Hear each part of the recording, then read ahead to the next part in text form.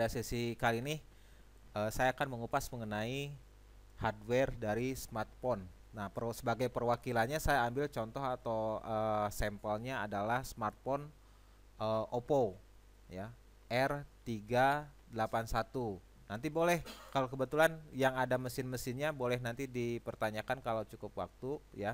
Cuma saya akan mengingatkan kembali bahwa pentingnya basic hardware untuk perbaikan ponsel. Karena apa? Kalau basicnya nggak kuat ya, orang tertuju kepada software, sedangkan software itu juga bisa berjalan jika hardwarenya bagus.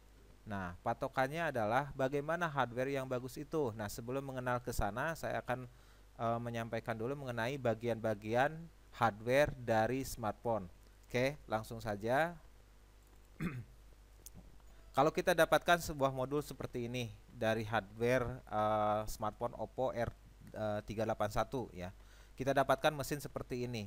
Akan ada dua permukaan ya, akan dua permukaan. Kalau kita lihat modulnya akan seperti ini, akan ada dua permukaan. Yang satu itu, kemudian yang satunya lagi adalah seperti ini. Jadi both side atau kedua-duanya dua permukaan ini nanti akan ada beberapa komponen yang mana nanti komponen-komponen tersebut nanti akan membentuk menjadi suatu blok modul, dan satu blok modul itu nanti akan membentuk menjadi satu sistem hardware alat komunikasi smartphone. Akan ada tiga blok utama dari sebuah engine modul smartphone. Ini yang namanya engine modul smartphone tuh ini ya. Nah, akan ada tiga blok modul. Blok modul itu ada blok modul apa saja? Akan ada RF modul atau radio frequency modul, akan ada baseband modul, dan akan ada UI modul atau UI modul. Nah, modul-modul itu seperti apa gitu kan?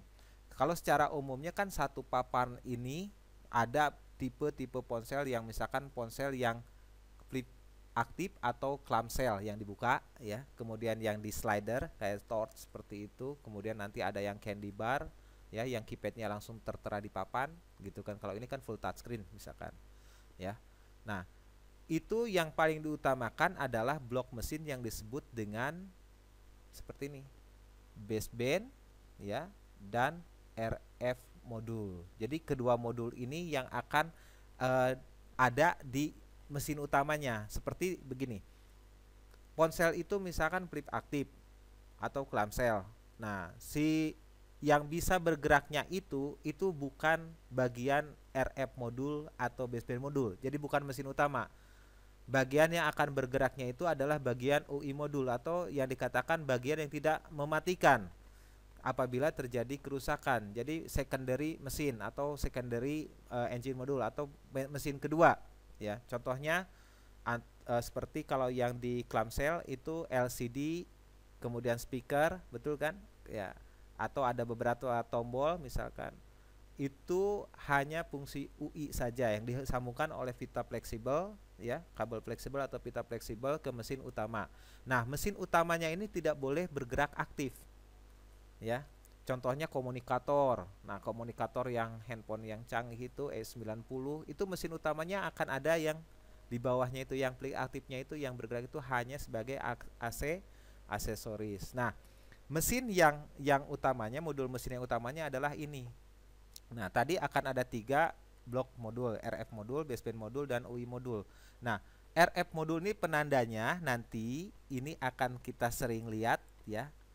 Nah, ini sengaja dari basic sekali, akan sering kita lihat yang begini, ada yang namanya clip ya, bukan flip. Clip antena atau antena converter yang seperti kuningan itu ya, bahannya dari kuningan. Kemudian setelah dari sana ini akan ada blok yang dinamakan dengan RF modul. Nah, hati-hati walaupun bloknya kecil seperti ini, tapi di sini functionnya atau fungsinya itu bisa untuk komunikasi GSM dan 3G ya kan, bisa dual band, triple band gitu kan, atau quad band. Nah, ini nanti posisi RF modul ini yang nanti akan menentukan. Di sana dari RF modul ini nanti akan ada dua komponen utama atau main komponen utama. Jika kita lihat seperti ini, dari konektor antena ini langsung ke sebuah IC tunggal, ini namanya IC FEM Ini IC FEM, front end modul. Ada juga yang dipisahkan di dalam blok ini akan ada 2 IC. Jika dalam satu blok ini ada 2 IC, itu akan ada switch antena dan akan ada power amplifier atau orang bilang PA. Nah, tapi kalau yang seperti ini FEM. FEM itu gabungan dari IC switch antena dan power amplifier. Jadi kalau ini diangkat misalkan, ya, sinyal juga hilang. Ciri-ciri utamanya adalah tidak bisa transmitter, itu tidak bisa ngirim. Oke, ini bloknya. Ini salah satu contohnya. Belum ke sana. Ya, kemudian di sini akan ada satu komponen utama atau unit utama yang dinamakan dengan RF prosesor.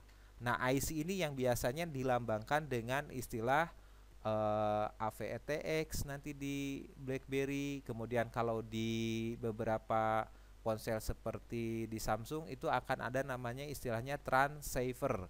Jadi ini RF prosesor itu yang akan mengolah pengiriman dan penerimaan. Nah, di blok ini dinamakan radio frekuensi. Jadi sesuai dengan namanya radio. Kalau kita ingat radio, ingat dengan gelombang. Jadi blok ini adalah untuk pengolahan gelombang radio atau disebut dengan radio frekuensi atau RF, ya, RF modul. RF modul ini terbagi jadi 2, ada FEM, ada RF prosesor. Nah, seperti ini penandanya secara umum.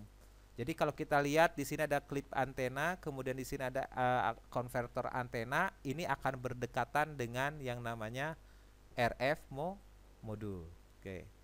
Nah, kemudian di sini akan ada yang namanya blok baseband. Engine modulnya di sini ada blok baseband, di mana inilah penentu dari ponsel karena ini merupakan motornya ponsel, atau base itu pusat, band itu putaran. Jadi pusat putarannya ada di sini. Ini bloknya di sini.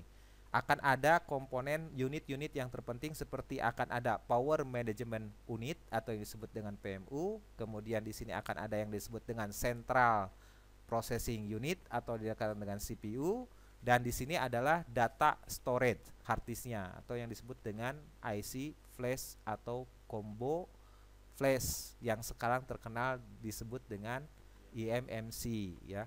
Oke, nanti kita bahas satu persatu, tapi yang paling terpenting adalah kita mengenal dulu susunan dari atau struktur dari hardware-nya itu sendiri.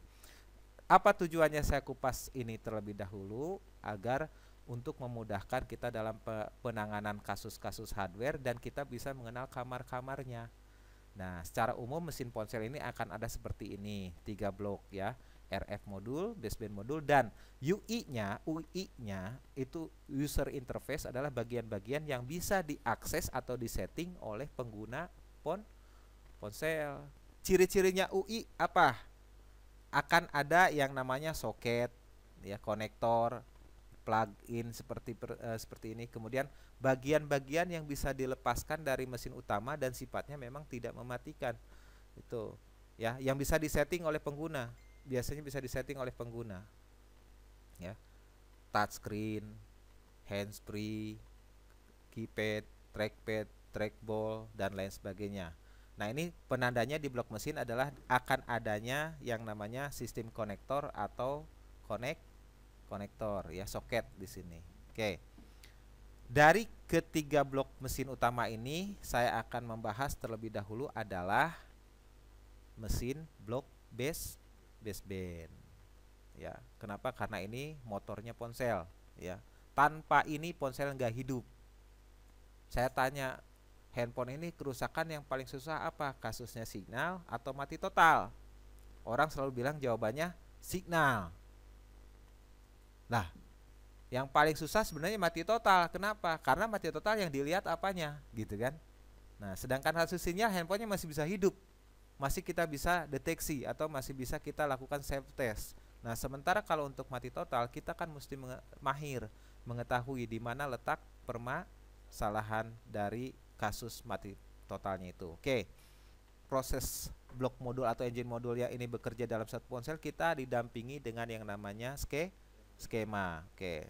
Seperti di sini saya akan gunakan skema, ya. Oke. Yang kita gunakan adalah skematik. Nah, seperti ini. Di dalam skematik ini nanti ya untuk Oppo, kebetulan yang dibahas kini Oppo, akan ada berapa ini, di sini akan ada 3 folder.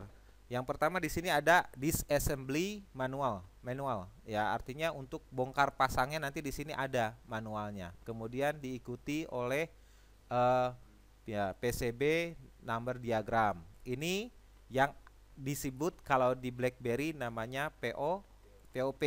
Nah, package on package. Nah, seperti ini. Ya, paket-paket modul.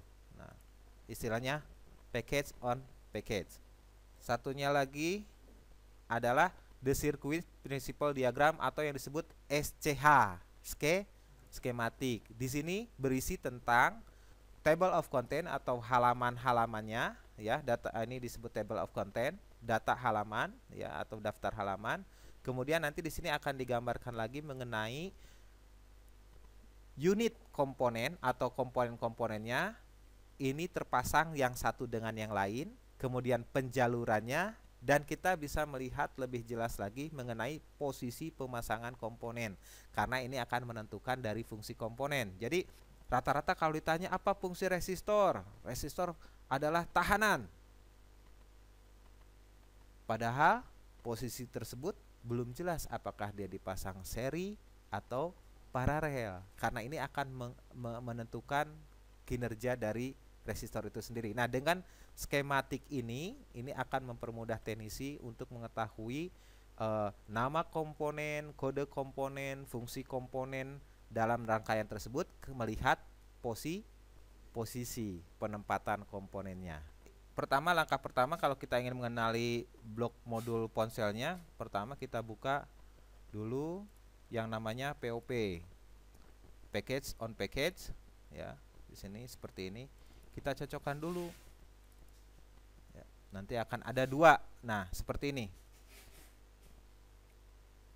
akan ada 2 bentuk mesin ya. Misalkan ini anggap aja up atau top ya. Nah, kemudian and bottom.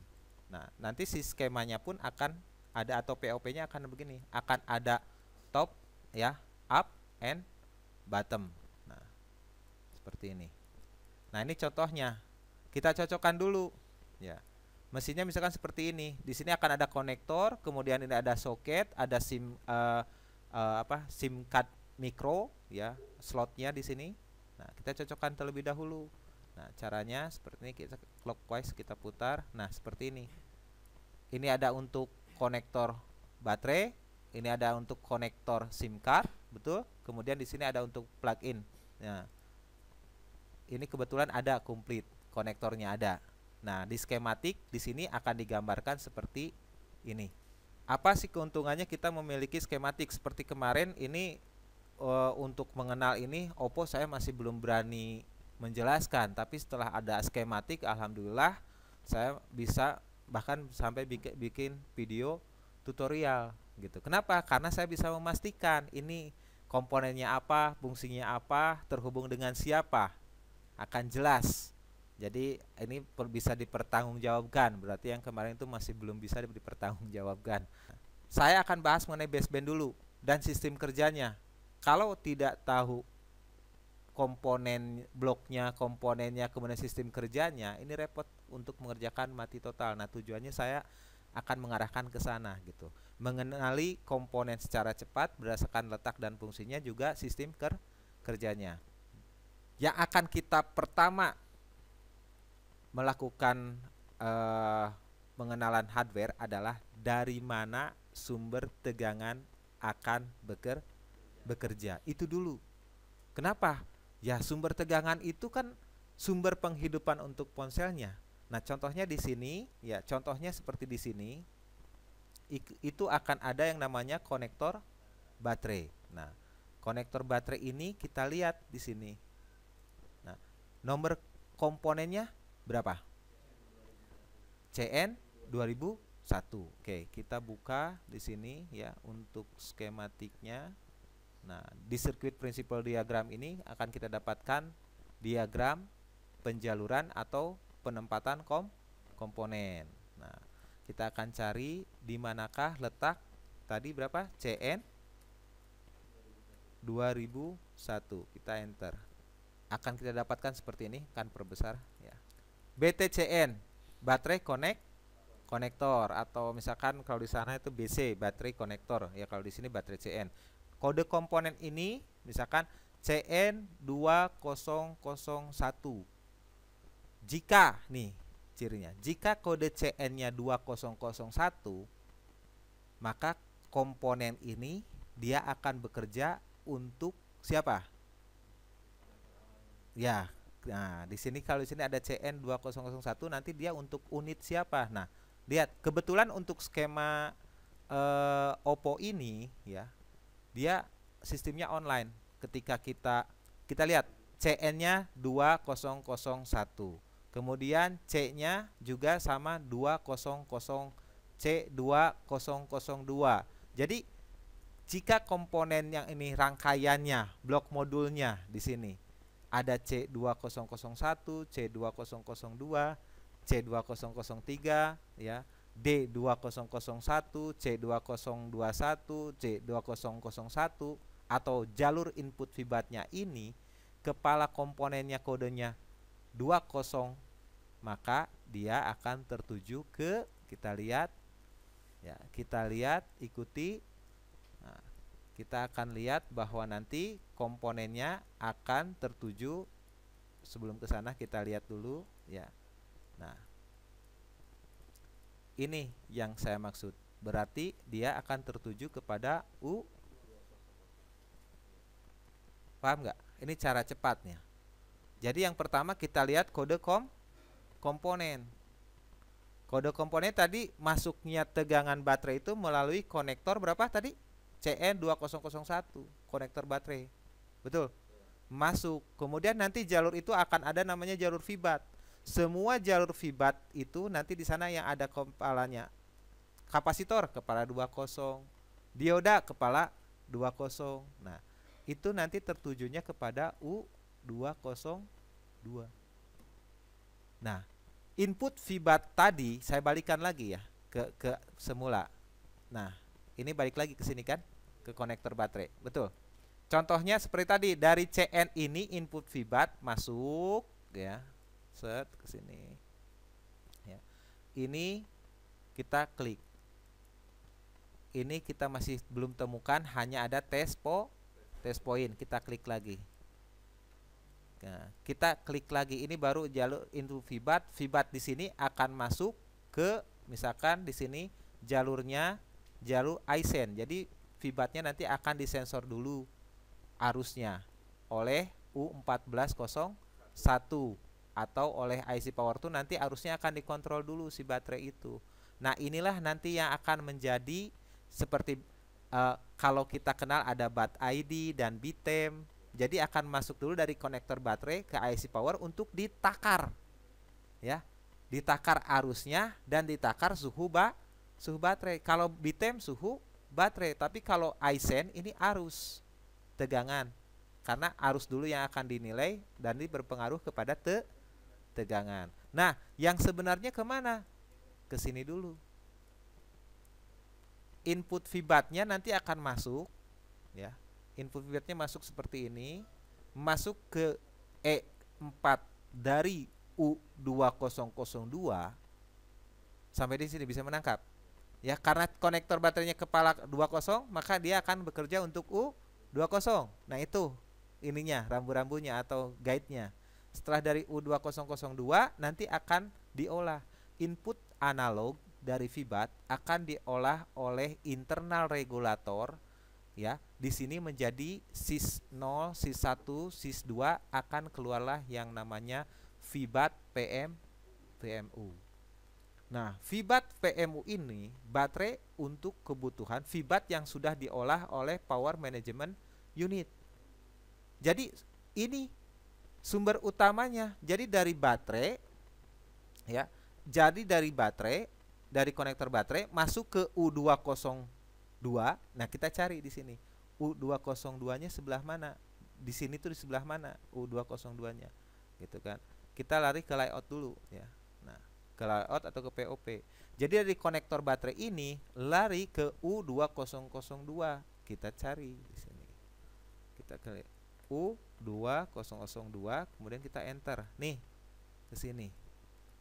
Ini yang disebut dengan switching charger atau switching charger. Inilah akan mengubah input dari VBAT dan input ya U2002 ini input dari VBAT dan input dari USB nih. Ini. Kalau kita lihat skematiknya. Nih. U2202 ini akan mengolah input VBAT, oke, sebagai sumber energi utama dan akan mengolah input dari USB charge in, nih, USB in. Betul nggak? Tapi sifatnya apa? USB jika dimasukkan ketika ada baterai, jadi prosesnya adalah pengisian. Kalau kita colokkan USB tanpa baterai, jadi apa? Ya, kita lihat bisa ngebut. Ya, bisa jadi boot tapi seperti mau nge-flash gitu kan. Bisa jadi ngebut juga bisa. Ini namanya switching atau switching charger. Nah, di sini nanti akan pengubahan dari input analog VBAT berubah menjadi VBAT PMU. Kalau misalkan di BlackBerry akan ada input VBAT jadi VBAT FL atau VBAT F. Nah, seperti itu kan. Nah, itu. Nah, VBAT ini atau dari misalkan Dakota input VBAT masuk ke U1303 keluar jadi V-SYS. Gitu kan kalau di Dakota. Nah, di sini input VBAT masuk ke U2002 keluar jadi VBAT PMU. Dari VBAT PMU ini kemana lagi? Kita ikutin kliknya. VBAT PMU ini akan masuk ke nih. VBAT PMU yang hasil pengolahan dari U2002 ini akan menjadi sumber tegangan untuk siapa? Untuk U1401. Di mana posisi U1401 misalkan? Ya.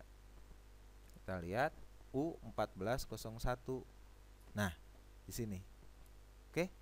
Jadi dari konektor baterai ke U2002 langsung hasil kerja dari U2002 masuk ke U1401. Paham?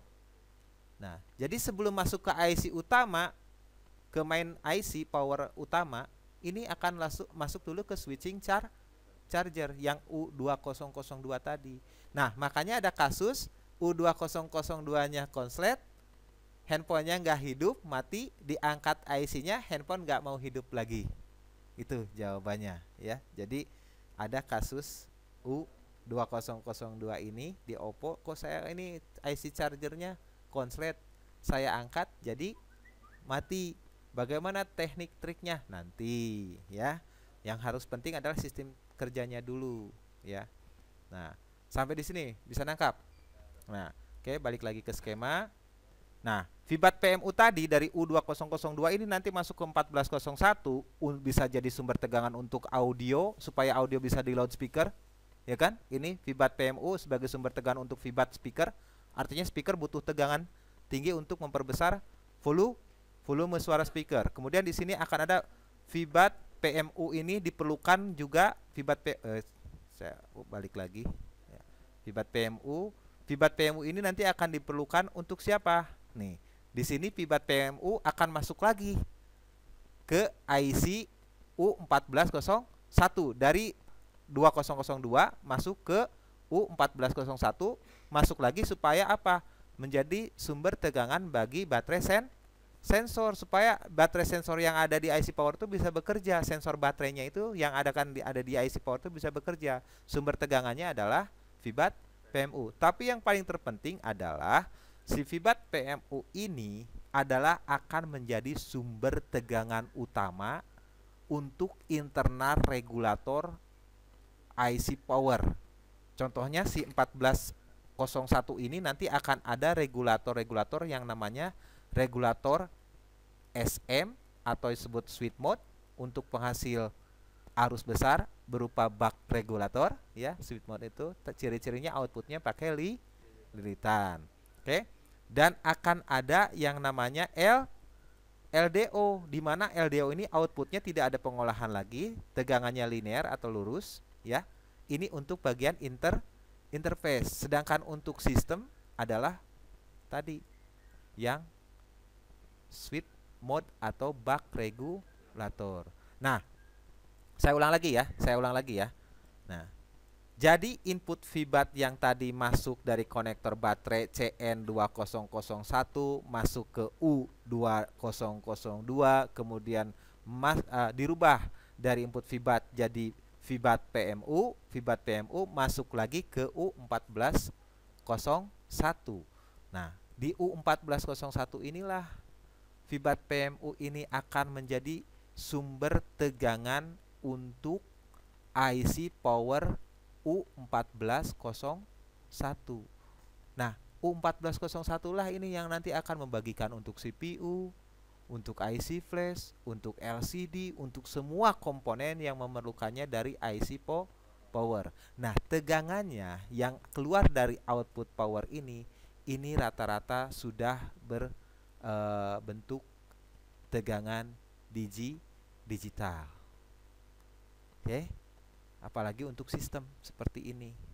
Dari SM ini kebanyakan nanti digital. Tapi kita akan tetap pelajari karena kita baru mendapatkan skema ini ya. Saya inginnya apa? Si ponselnya dalam keadaan terbuka ya. Dihubungkan dengan sumber tegangan, betul? Kemudian tekan diukur di kaki on off, betul? Tekan on off, tegangan apa saja yang akan keluar, begitu kan? Nah, ini nanti di prakteknya seperti itu. Itu namanya step 1, step 2 tegangan atau yang disebut dengan power boot sequencing ya. Saya akan ulang lagi ya. Setelah input VBAT masuk ke konektor, oke? Ya.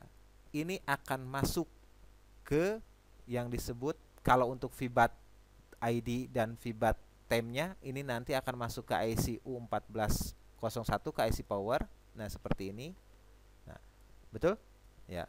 Nah, tapi di sini di U14 di U1401 lah ini nanti yang input VBAT juga akan jadi power key. Jadi bukan di U2002. Nah, sebentar, saya akan ikuti. Nah, di U2002 di sini tidak akan ada yang namanya proses digitalisasi atau PUSL. Tahu nggak PUSL? Power Up System Logic. Yang akan menghidupkan ponsel itu bukan di U2002-nya, tapi di U1401. Di U2002 itu hanya pengubahan dari input VBAT menjadi VBAT PMU. Nah, VBAT PMU-nya ini nanti masuk. Nah, VBAT PMU-nya ini nanti masuk ke U1401 ya, ini yang akan menjadi sumber tegangan. Nah, disinilah proses tombol on off akan punya tegangan. Jadi di 1401 inilah triggernya nih, tombol on off, power key. Nih, ini padnya, betul kan? Nah, ini padnya karena disolderkan biasanya pakai fleksibel. Nah, ini padnya. Ketika ditekan on off ini, power key ini ya, ketika input VBAT masuk ke IC power, input VBAT-nya apa saja? Ada VBAT, ada bottom dan ground, betul nggak? Masuk ke IC power, nanti akan dirubah dulu ke di U2002, keluar jadi VBAT PMU. VBAT PMU masuk ke U1401, barulah tombol on off bisa bekerja. Jadi on off aja ada prosesnya. Ya. Tekan on off, watchdog-nya bekerja, oke? Ya, watchdog-nya akan berhitung. Pada saat ditekan on off, watchdog langsung berhitung, watchdog timer. Nah, akan keluar dari sini reset B ke sini. Seret. Siapa tujuannya? Siapa tujuannya? Itu maksudnya. Jadi yang menghidupkan CPU itu bukan tegangan. Tegangan pada saat kita menekan on off dari IC power akan keluar tegangan, ada yang namanya P prosesor PMU. Volt prosesor. Berarti tegangannya ke siapa? Ya, ke siapa? Ke CPU. Kemudian ada volt PA PMU. PA untuk siapa? bagian RF. Kemudian nanti di sini ada phases. Untuk siapa? Sistem PNU. Jadi ini untuk sistem. Nah, ini untuk prosesor. Ini untuk RF. Ini untuk sistem baseband. Nah, sisanya ini ya. Sisanya ini adalah tegangan-tegangan untuk yang hasil keluaran LDO untuk interface. Ini tegangan-tegangan ini bekerja keluar pas pertama ditekan on off seadanya dulu, tegangannya belum stabil. Jadi kalau jangan aneh kita tekan on off yang kalau kita ukur harusnya di sini yang ada yang 1,8 kok diukur cuma 1,6 atau 1,7 gitu. Bukan berarti drop. Kenapa? Tegangan akan stabil setelah OS-nya terbaca, operating systemnya bagus. Jadi waktu pertama menghidupkan itu nggak langsung bagus. Tegangan nggak langsung stabil, enggak. Baru normal. Kenapa? Karena kendali hardware ada di operating system, kalibrasi dan parameter settingnya ada di firmware, ada di ROM kalau untuk BlackBerry, untuk apa? Android. Ngerti nggak? Jadi pada saat ditekan on off itu tegangan seadanya dulu, keluar dulu yang penting. Masalah besarannya tidak jadi masalah.